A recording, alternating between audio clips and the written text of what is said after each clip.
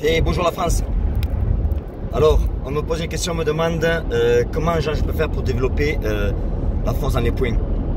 Alors d'abord, ce qu'il faut savoir, c'est que développer la force dans les poings, je vais vous dire, je vais donner des petites idées là, comment faire. Mais le plus important, c'est pas d'avoir de la force dans les poings, c'est tout simplement est-ce que vous allez les mettre. Parce que c'est bien d'avoir un coup de poing fort, puissant. Mais bon, si tu as peur de le mettre, et que si on te fait boue, tu te fais caca dessus, ça sert à rien. C'est comme une arme à feu, c'est bien d'avoir une arme à feu, mais est-ce que tu es prêt à tirer sur quelqu'un? Et là la question. Ça, il faut y penser à ça aussi. Votre état d'esprit, c'est important. Et moi, je connaissais des gars qui étaient très forts en anglaise, à la salle. Mais après, en sparring, ben, ils n'arrivent pas à les lâcher les coups. Donc, c'est pas ce que vous savez qui est important, c'est ce que vous allez faire, ce que vous savez. Donc, pour développer vos points, ben, écoutez, c'est simple. Déjà, moi, ce que je conseille de faire, c'est par exemple tout ce qui est pompe. Si vous faites des pompes avec les bras près du corps. Parce que quand vous faites des coups de poing, si vous faites des pompes avec les bras ouverts, vous allez développer des muscles pour frapper sur des coups de poing de côté. Si vous faites des pompes courtes, vous allez développer des poings de court. Vous pouvez travailler ce qu'on appelle des medicine balls. Vous savez, ce sont des balles en fait qui sont lourdes. Vous pouvez les jeter contre un mur, les récupérer. Ça marche. Faire aussi beaucoup de sacs. Travailler avec le sac, c'est-à-dire quand tu frappes le sac, quand le sac revient, de le stopper avec un coup de poing. Faire beaucoup de shadow, d'envoyer de la vitesse. Ça aussi, c'est un truc qui va vous aider. Après, ce qui est important aussi, c'est vos appuis. Quels sont vos appuis? Parce que si vous avez des bras puissants, mais que vos appuis ne sont pas bons, vous n'avez pas. C'est-à-dire que vous êtes fort. Vous êtes fort par rapport à votre point faible. C'est-à-dire que si vous avez un bon coup de poing, mais que votre base, elle n'est pas bonne, mais votre point faible, c'est là que ça va casser. Donc, les appuis au sol, c'est hyper important. Donc voilà des choses que vous pouvez faire, c'est pratiquement immédiat, vous pouvez commencer à travailler de suite. La base, quelles sont vos fondations au sol, c'est-à-dire vos appuis au sol, ils sont comment? Et de là, on peut travailler sur, par exemple, je vous dis, sur le medicine ball, sur le sac de frappe, faire des pompes, etc. Mais il faut, quand vous travaillez debout, être sûr que vos appuis sont bons. Parce que si vous avez de la force dans les bras, mais que vos appuis sont pas bons, et bien ça va pas se ressentir sur un coup de poing. Donc on revient à la base. Après aussi, on m'envoie des messages me disant pourquoi je parle tellement sur des mythos, il n'y en a pas beaucoup sur Self Défense. Mais moi, vous pouvez regarder sur internet, j'habite ici depuis 96, donc je gagne très bien ma vie, j'ai pas besoin de faire ça.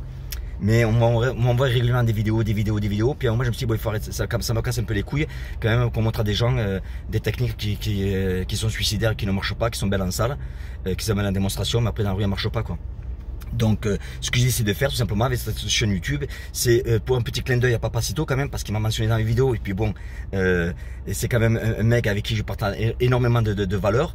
Il dit je suis venu pour sanctionner et puis pour honorer. Donc moi je vais faire pareil en fait. Donc un clin d'œil à Papacito, je suis là pour sanctionner en premier, quoi. Donc si vous voulez construire une belle maison, vous n'allez pas construire une belle maison sur une maison qui est pourrie. Alors d'abord ce qu'on fait, on la détruit. On détruit la maison complètement et puis après on reconstruit.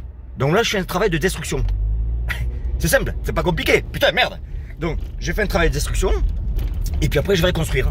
Maintenant, quand je parle de destruction, il y a des petits gourous de Self Défense qui parlent de Self Défense, qui parlent de la police, qui ont entraîné des unités spéciales, des unités qui ne peuvent pas dire les noms. Bon, il n'y en a pas des 100 et des 1000. Hein.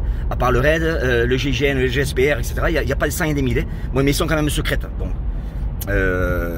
Donc, la question est toute simple, c'est que ces gens-là qui parlent, ils disent qu'ils sont entraînés. Mais est-ce qu'ils ont été policiers? Est-ce qu'ils ont travaillé avec la police? C'est ça. Parce que c'est facile de dire oui, j'ai entraîné ici, c'est ça. Mais est-ce que tu as fait? Est-ce que tu as vu? Moi, j'ai vu une femme, par exemple, se faire éclater la chatte à coups de couteau. Est-ce que tu l'as vu? J'ai vu des mecs se faire un crâne complètement fracturé à coups de batte de baseball. Des gars qui ont été qu'on leur a enlevé les bras. Donc les gars qui parlent, ouais mais si moi j'ai des amis dans la police, mais c'est très bien, mais moi j'ai le copain du cousin de la belle-sœur de mon chat qui était dans la police. Allez, vous comprenez un petit peu. Donc d'abord je fais un travail de destruction et ce qui m'intéresse c'est ce que les gens eux ont fait, parce qu'encore une fois c'est trop facile de dire mais moi je connais quelqu'un qui a. Qu'est-ce que toi tu as fait? Parce que voilà le problème que j'ai moi. Donc je vais détruire d'abord. Et puis après je vais rebondir sur des bases solides. Donc merci encore une fois de regarder cette vidéo. Et puis si vous aimez, partagez, mettez des commentaires. Je les lis tous les commentaires, je ne peux pas y répondre parce que j'ai pas le temps. Vous savez, je suis en voiture, je vais dans mon club là. Et puis après dès que j'ai fini mon club, j'ai un travail énorme à la maison. Et donc mettez des pouces, j'aime si vous aimez.